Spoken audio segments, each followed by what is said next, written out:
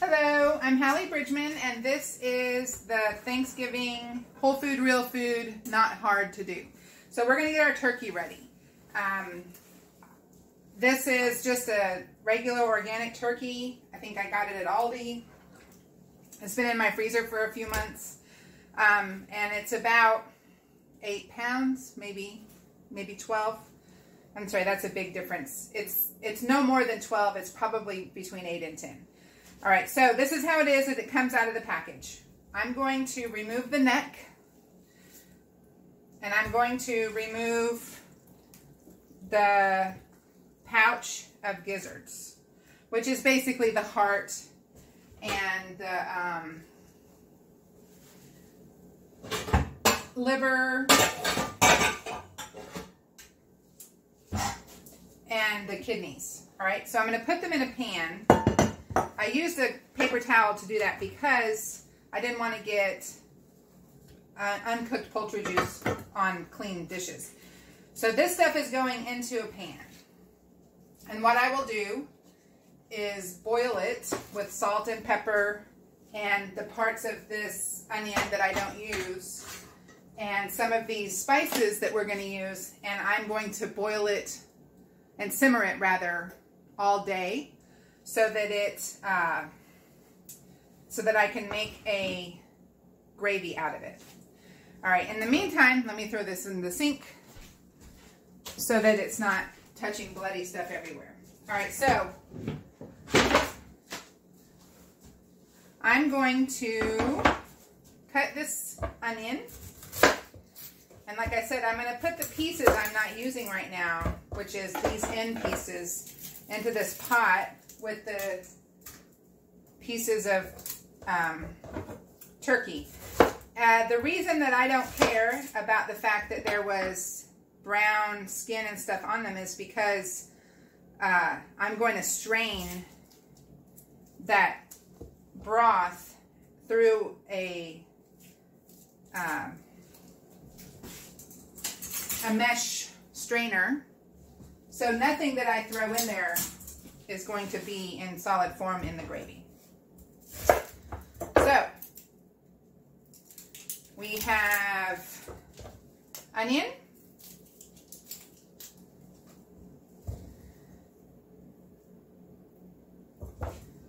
and we're going to cut a lemon. I have washed this lemon. Always wash your fruit, especially if you're going to use it with the skin on. Okay, now those are ready to go into the bird, and here it is. So I have a temperature gauge thing. I'm pulling it out. I don't want to cook plastic in my bird, and there is a plastic thing that's holding it all together like this. It's already trussed with this plastic piece, and again, I don't want a piece of plastic being cooked in what I serve my family. So now I'm going to cut off this chunk of skin, and I'm going to throw it into the pot with my gizzards. And here's another chunk of skin that's also going in. Okay, bird. This is the breast, legs, thighs, back, wings. All right, what I'm going to do is stuff it full of onion and lemon and fresh herbs.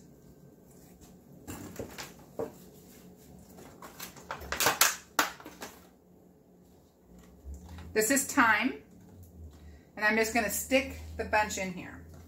Okay? T-H-Y-M-E. This is rosemary, one of my favorite spices.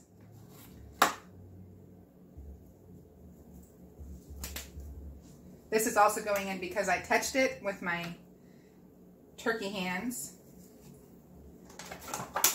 And this is sage. Now, when you smell sage, what you're going to think of is Thanksgiving. It smells like what turkey gravy stuffing smells like. All right, so I have onion, I have lemon, I have spices. Here's more rosemary. Here's more sage.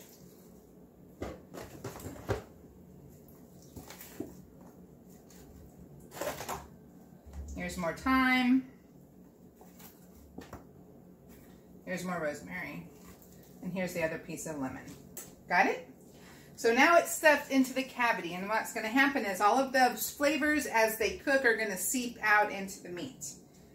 And I'm going to use my paper towel and dry the skin of my turkey, which I washed, by the way, before I brought it out to you. And now I'm going to smear butter all over the skin. If it's wet, when you try to smear the butter, it won't smear. It'll just slide around. All right, so there's butter.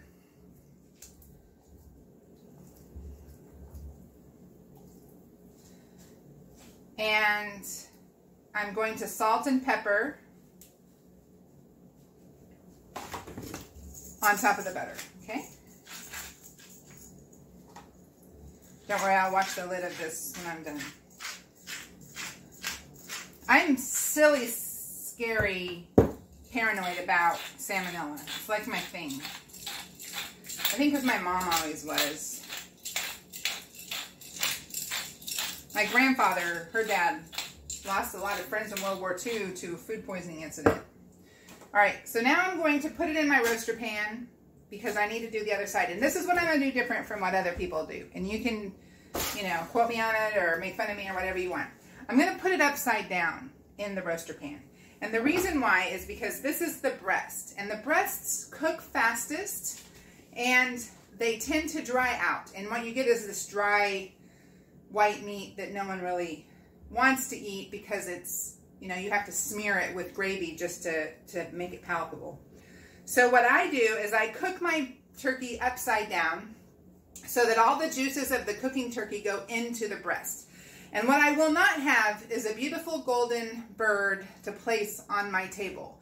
But what I will have is amazing flavor in the white meat that is the one that's lacking all the flavor. Okay, so I'm flipping it upside down. All right, now inside here is the back. I'm going to dry it off. And I'm going to butter it. And then I'm going to salt and pepper it.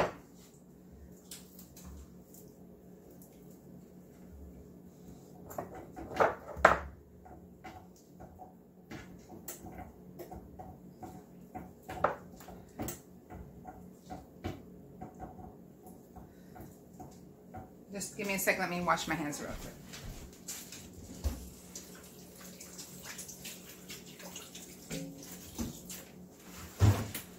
Okay, so now I'm going to salt and pepper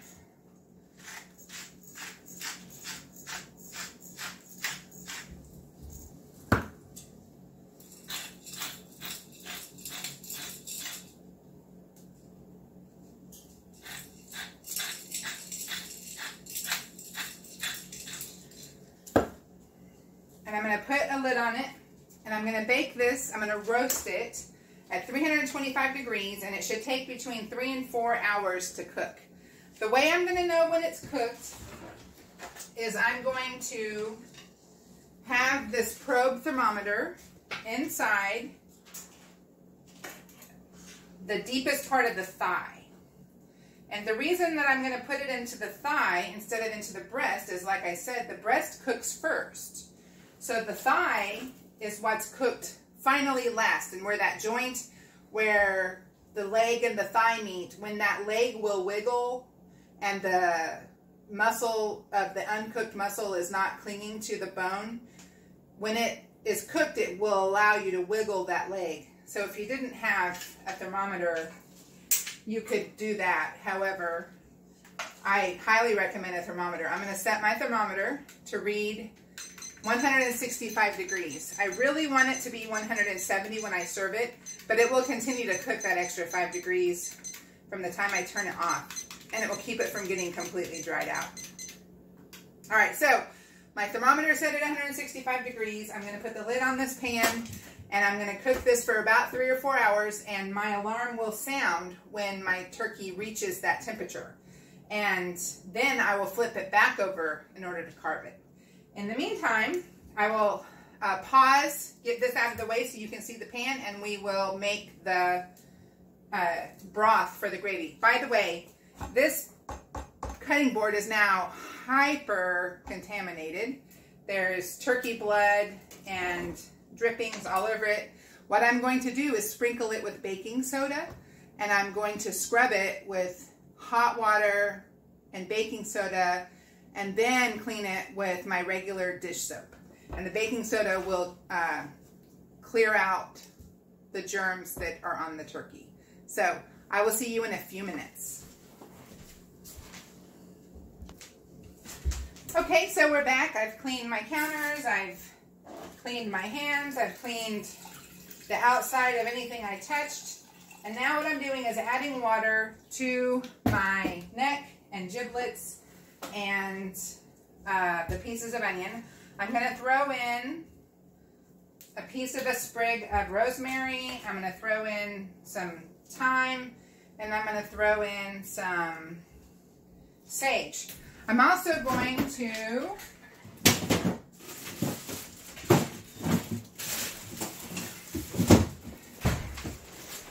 do some carrot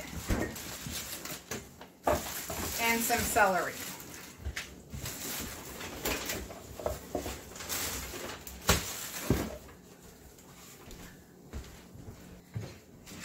Sorry, I realized I hadn't washed. I should have had the carrot and the celery washed and ready to go. So I'm not peeling the carrot. The celery is kind of old. It doesn't matter. This is just going into this pot to make the broth, to make the gravy after a few hours has gone by. Okay, I'm going to put in some salt.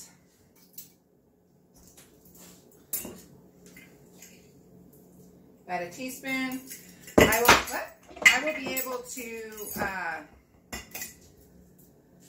taste as I make the gravy and determine if it needs more salt. I'm also going to put in some whole peppercorns.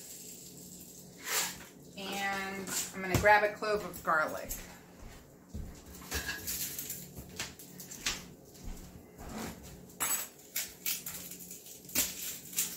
Okay, I'm just going to chop it real quick. Nothing big, nothing major. Keep it all together. All right, and that's going in here too. So I'm going to bring this to a boil. I'm going to keep water in it all day and just let it cook down and become an amazing broth that will make our turkey gravy with our turkey. So, all right, so that's the turkey, that's the gravy, and we'll be back in a little while and make some stuffing.